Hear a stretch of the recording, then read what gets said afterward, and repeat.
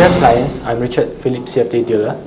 We will review some significant market actions and developments in today's market commentary as we approach the last holiday shortened trading week of November in the US. We noted in my last commentary that S&P 500's return has been positive over November every year since the bull market started in 2009, and November 2013 seems to be no exception, as the benchmark equity market has continued to be grinding higher, topping the 18,000 mark.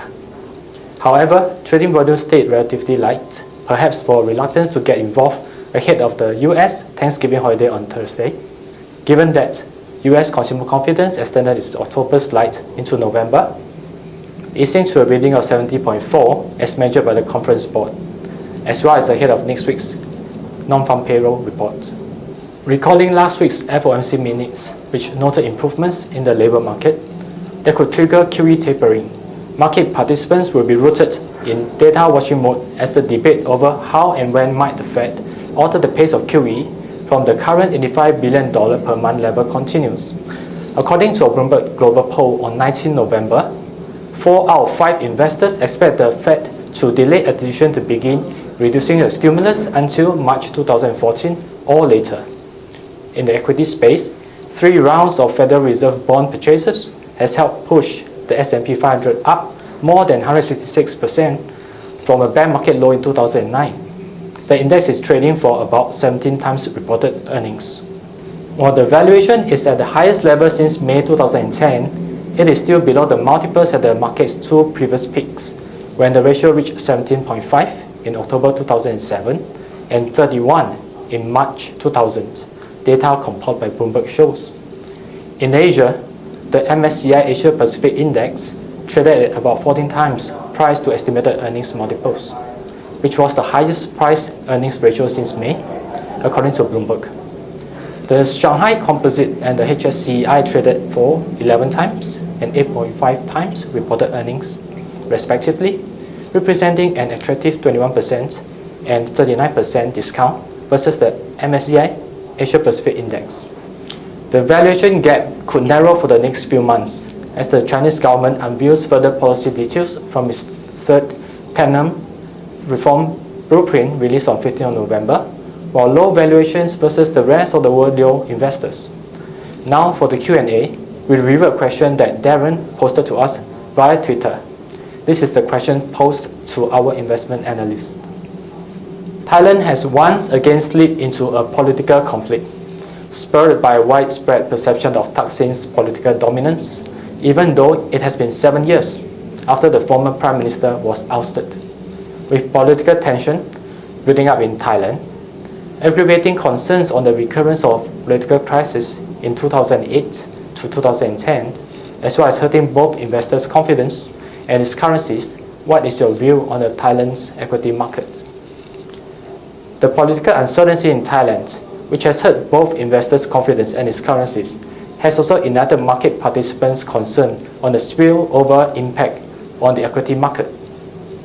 Since the anti-government protests started in late October, Thai baht has weakened more than 3% against the dollar to above 32 from the 31 level prior to protest, and the SET index has fallen 6% to 1,359 from 1,443 prior to protest. In response, the Thai Central Bank cut rate unexpectedly on Wednesday in a surprise move picked by zero economists by 25 basis points, dropping the rate to 2.25%. The rationale behind this was that the escalating political tensions will curb the expected growth path as domestic spending continues to be weak, government projects could be affected, and tourist revenue may slow down due to the political protest. Indeed, the central bank slashed its GDP growth projection from 2013 to 3% from a previous forecast of 3.7%. Estimated GDP growth for 2014 was also lowered from 4.8% to 4%. Meanwhile, observers remain divided in predicting the future of the incumbent government, and the possibility of a military coup is not ruled out. Should the political turmoil intensifies and leads to a sovereign rating cut, it could trigger a sell-off in the Thai government bonds, thereby creating a spiral sell-off in big caps, stocks such as banking stocks. Therefore, given the macro uncertainty overhanging the SET index, which is currently trading at about 15 times reported earnings, according to Bloomberg data, investors should stay on the sideline for the political dust to settle down.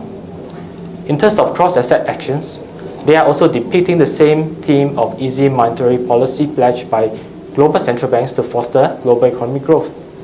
The euro touched a 4-year peak against the yen with major chart resistance at 138 yen, and renewed interest in the dollar resulted in the dollar's firm break above 100 yen, thanks in part to the Bank of Japan's continued commitment to its massive asset buying campaign.